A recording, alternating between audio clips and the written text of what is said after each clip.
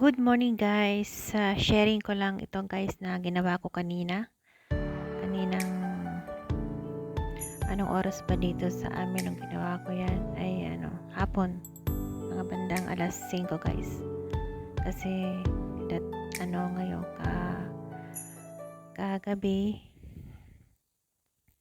ay meron kaming bisita. So nagpagawa si amo ng madali ang sweet. Nagpuri na naman siya, hindi na naman siya bumili. So, ayan. Dahil meron naman kaming stock sa freezer na ganyan na kunafa. Tapos, may gamit din naman. Kaya ayan, napag-desisyon na gumawa ng sariling kunafa sweet. Makikita niyo yan guys. Kaya ganyan ang kulay niya na kunafa kasi mayroon niyang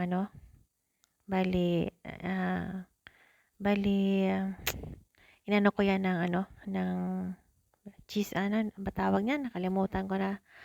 Sibda kung tawag dito. Parang margarine siya dyan sa atin. Parang margarine siya. Yan.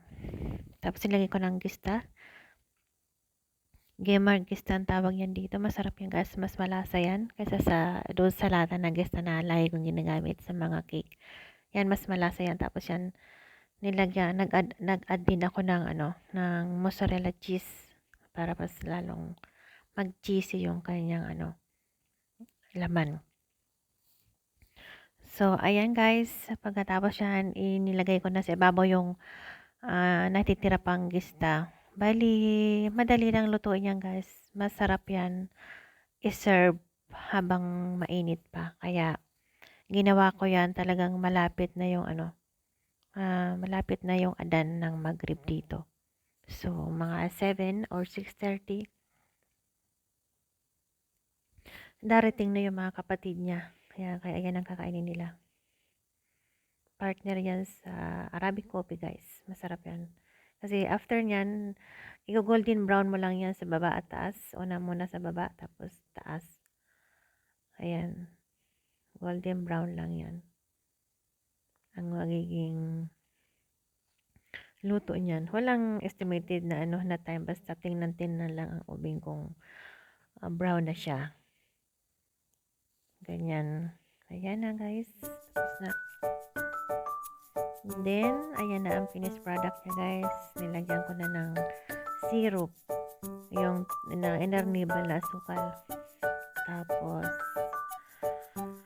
ayan, in-spread ko na siya kasi dapat yan talaga mainit bago mo pagkatapos yan talagang galing sa oven.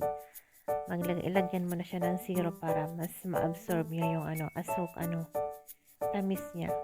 At saka para lumambot siya at the same time guys, maging crispy yan. Crispy yan guys, talagang masarap yan. Kaya yan. Tapos, yan, kung talagang lambot na siya. Tapos, ayan naman ay, nag-add ako ng tinurog na pistachios para mas ma-enhance niya yung lasa niya. Yan. Sila na ang mag-i-slice niyan. Hindi ko na i-slice niya kasi hindi mo kasi ma-estimate yung slice niyan. Kaya, depende sa dami ng kukunin nila. Kaya, sila na mag-i-slice niyan. Yan na guys. Ready na yan. For the coffee, for Arabic coffee. Yan ang partner dyan. Masarap. Tapos, ayan na.